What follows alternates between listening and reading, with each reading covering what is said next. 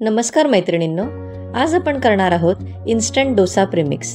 यासाठी एका कढईमध्ये साधारण 2 वाटी तांदूळ घेतले आहेत आणि ते साधारण 10 मिनिटं आपल्याला व्यवस्थितपणे भाजून घ्यायचे आहेत। गॅसची फ्लेम मीडियम लो ठेवायची आहे। इथे आपले तांदूळ भाजून झाले आहेत, ते आता एका प्लेटमध्ये काढून घेऊया। आता कढईमध्ये साधारण 1 वाटी उडीद डाळ, अर्धा वाटी चना डाळ आणि अर्धा वाटी तूर डाळ आणि अर्धा वाटी पोहे असं सर्व मिश्रण व्यवस्थितपणे 10 मिनिटं भाजून घ्यायचे आहे। मैत्रिणींनो, तुम्हाला जर माझ्या रेसिपीज आवडत असतील तर व्हिडिओला लाईक, शेअर आणि कमेंट नक्की करा आणि चॅनलला सबस्क्राईबही करा। आता इथे हे सर्व मिश्रण आपले व्यवस्थितपणे भाजून झाले आहेत, तेही आता आपण प्लेटमध्ये काढून घेऊया।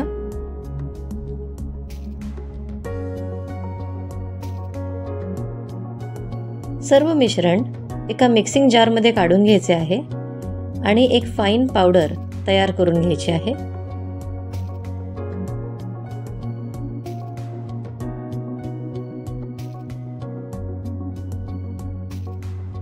इथे तुम्ही पाहू शकता आपली ही पावडर व्यवस्थितपणे तयार झालेली आहे।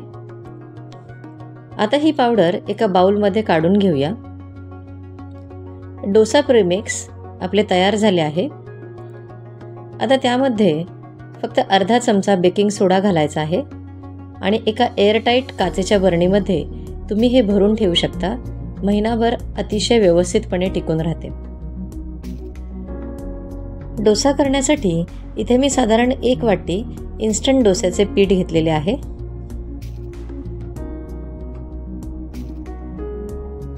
अर्धा चमचा मीठ घातलेले आहे आणि साधारण 2 चमचे इथे आपल्याला दही घालायचे आहे आणि लागेल तसे पाणी घालून एक स्मूथ बॅटर तयार करून घ्यायचे आहे। मैत्रिणींनो, तुम्हाला ही रेसिपी आवडली की नाही ते मला कमेंटमध्ये जरूर कळवा। हे पहा, इथे मी लागेल तसे थोडे पाणी घालून एक बॅटर तयार करून घेत आहे।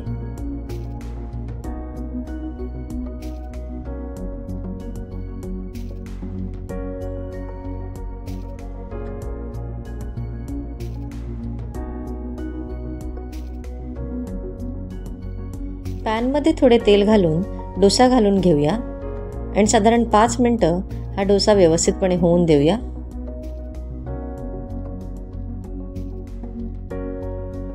इथे तुम्ही पाहू शकता किती खरपूस आणि सॉफ्ट असा डोसा आपला तयार झाला आहे। तर अशा पद्धतीने डोसा नक्की करून पहा, तुम्हाला नक्की आवडेल आणि कमेंटमध्ये कळवायला मला विसरू नका।